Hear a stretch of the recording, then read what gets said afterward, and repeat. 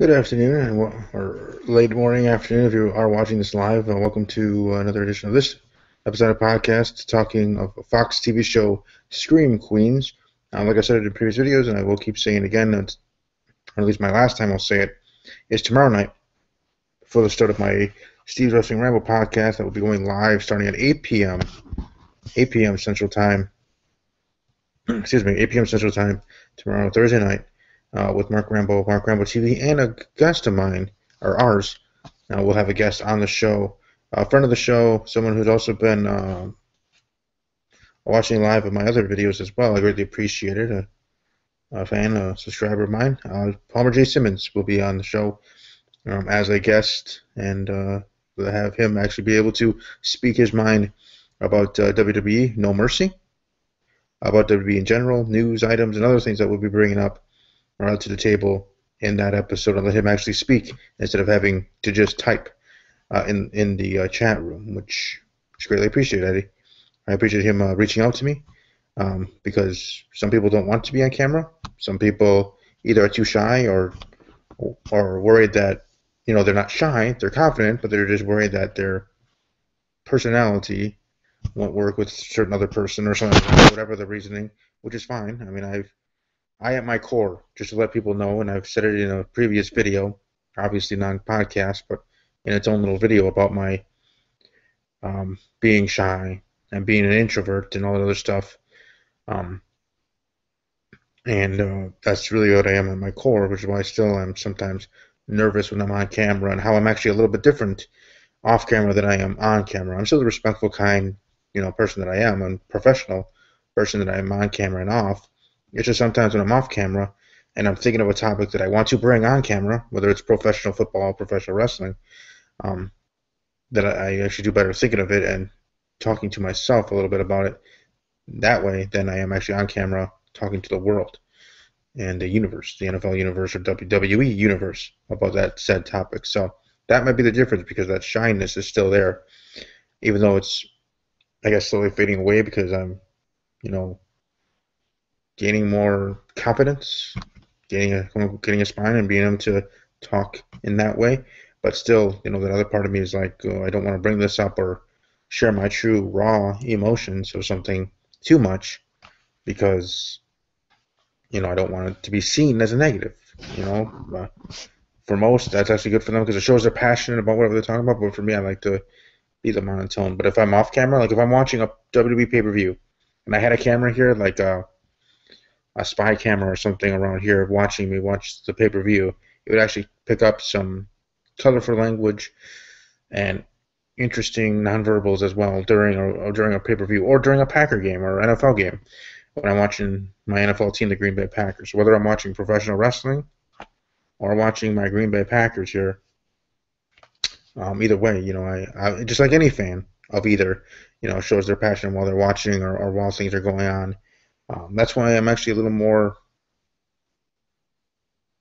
um, direct, I guess you can say, when I'm on Twitter, when I'm tweeting with people during a pay per view or during an NFL game on my NFL podcast Twitter handle, because I feel a little bit more confident to be able to be more myself and say what actually is right on my mind right at that time.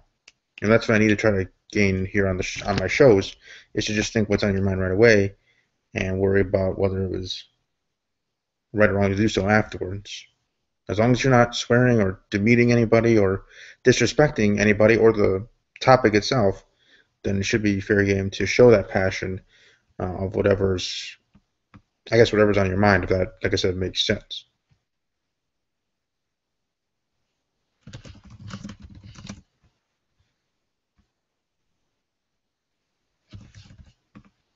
But yes, anyways, let's get into Scream Queens. Obviously, I'm wearing my children's replica because I had this as a kid. Because once in Halloween, as we are in the month of October, the start of the for me the start of the holiday season.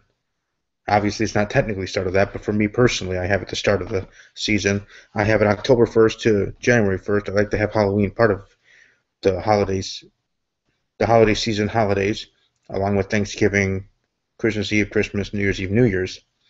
Um, But I'm wearing this replica title, and one time when I was a kid, I think I was 8 years old. I don't remember exactly the age I was, but I actually went as the Undertaker for Halloween. I had the Undertaker. There was a Taker mask, the belt. I had some other things for the arms and stuff like that. You know, little wrestler. So I was the Undertaker once for Halloween. That's where this belt came from. Um, Birthday or Christmas before then, and then you know dressed up that for Halloween and kept it ever since. So obviously, at some point, I would like to have enough money, or hey, you never know, from a new sponsor or someone getting a true replica title of the world title, which right now is um, on hiatus or just retired right now, since it is flushed in with the WWE title, the WWE World Championship.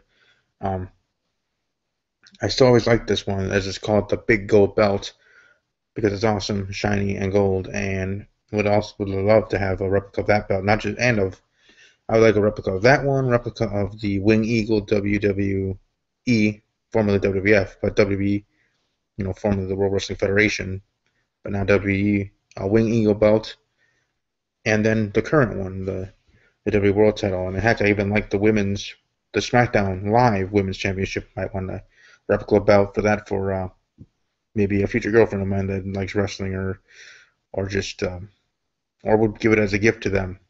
Being the champion, the female champion, women's champion of my heart, sort of thing. And me as a romantic in that way. But anyways, I have this title about the show. I have Steve's Wrestling Ramble, my WWE podcast. I have each and every week Thursdays at 8 p.m. Central. Like I said, tomorrow night I will have my co-host Mark Ramble and my guest Palmer, which he is here in the chat in this episode, letting me know that I won't see his face, but I'll hear his great opinions on things. So that's gonna be great to have him on. Like I said, then he doesn't have to keep typing. He'll actually be able to be in an episode, and then he can promote that episode to family, friends, and others if he so chooses to wish to do so on Facebook, Twitter, Instagram, Snapchat, all the other cool apps and things that the cool kids use. Anyways, I have that, and then I'm wearing obviously my Packers shirt that I was wearing earlier for my NFL podcast that I just wrapped up doing earlier. So let's get into Scream Queens. Let's get on the topic at hand. Scream Queens episode numero tres, number 3 of season 2. Candidates. Actually, just simply candidates. But anyways, it was a good episode, interesting episode, kind of a standing episode in a different way. Chad and Rockwell, Victor's character from season 1, being killed off in this episode by the Green Meanie. I know I was seeing a lot of chatter on the interwebs and otherwise saying that maybe he could be playing doing what Nick Jonas' character of last year was killed off, and then it was shown that he didn't die. The difference there in that season was that when that happened in the same episode that he was going to kill off, later on when he was in the morgue, the killer came back there. The Red Devil, now it's the Green Meanie, but the Red Devil, season 1, visiting him in the morgue, and then he took off whatever the thing he had and was alive and well. So that was the difference, and that is the difference. I don't know if Chad will be back again. I know I was seeing on IMDb that Chad, or the actor who plays Chad, is slotted for 3 episodes. This is only 2. Kills off in episode 2. I don't know if it's going to be like a reveal. He's coming back in the finale as the killer, or the killer's accomplice and helper, or the killer itself. But I think anything, he'll be back in an episode, whether it's the next episode or later on in this season of season 2, in a flashback or a memory or something like that. You know what I mean? So it could be something like that where the actor is technically back on the show for one more episode, but it being of someone's dream sequence, flashback, memory, whatever, however, in that way. Then actually him being back revealed that he didn't die and that he is the killer or the killer accomplice. So the other way would be interesting. Obviously, it certainly would be to me, but I'll certainly be seeing how things go. But Munch and the John Stamos character being sketchy here in this episode, just seeing his rubbers and everything, and kind of some things that he said as well. Chanel being hilarious, the leader of that group, Chanel's. Being funny and witty, especially there in the beginning of the episode, G Munch saying something in her response to that. But like I said, pretty good episode. I am enjoying these episodes. I apologize that they're not as in depth as most reviews may be, but I'm really getting onto the board. Next week, actually, MTV Scream is coming back for the Halloween episode, 2 hours special. So me and Jay of Talking WBJ, my co-host for the Scream reviews, and my guest, we'll be talking about that next week. So I have to get on that and let them know. So definitely looking forward to that. Hope everybody has a great rest of your day. As always, take care.